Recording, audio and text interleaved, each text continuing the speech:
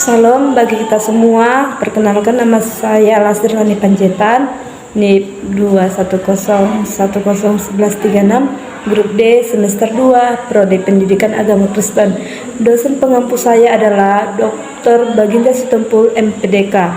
Di sini saya akan menjelaskan tentang konstruktivisme. Selamat menyaksikan.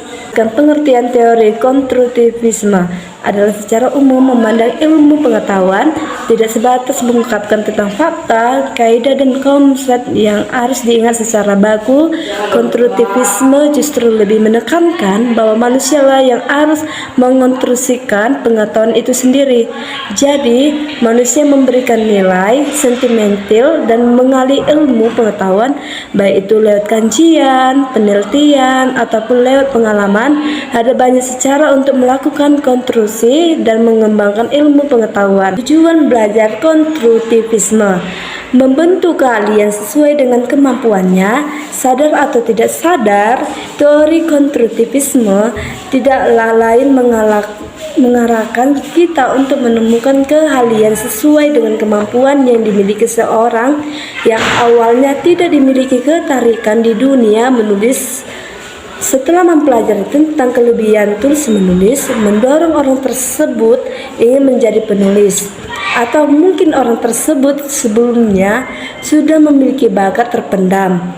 Karena ketidaktahuan bakat terpendam tersebut, maka dibutuhkan upgrade dan butuh stimulus untuk mengaktifkan bakat sehingga bakat yang dimiliki terasa dan dapat melahirkan kemampuan keterampilan yang sesuai dengan kompetensi di dalam dirinya. Manfaat belajar konstruktivisme: 1. Memberikan pengalaman baru terhadap gagasan yang dimilikinya, yaitu kamu akan memperoleh ilmu yang baru, pengalaman baru, dan suasana yang baru terhadap gagasan yang kita temu. Ya, setiap orang pasti memiliki gagasan.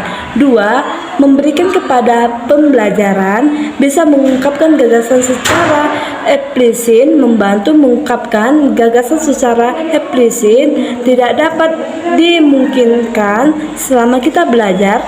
Pasti ada kesulitan. Nah, kesulitan inilah yang mencoba untuk dipecahkan.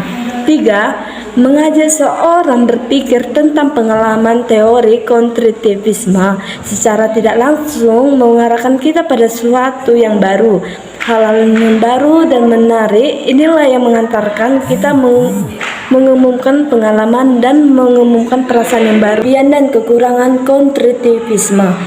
Pertama, kelebihan konstruktivisme adalah siswa dapat berpikir untuk menyelesaikan masalah, mengembangkan gagasan, dan membuat keputusan.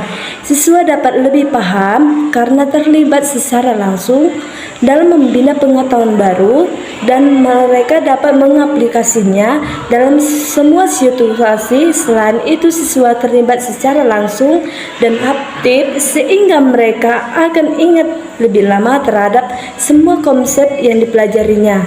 Sedangkan kekurangan atau kelemahan dari konstruktivisme dapat kita lihat dalam proses belajarnya, yaitu peran guru sebagai pendidikan menjadi lebih pasif atau hanya sebagai fasilitator, dan dapat timbul persepsi yang berbeda di antara siswa satu dengan yang lainnya.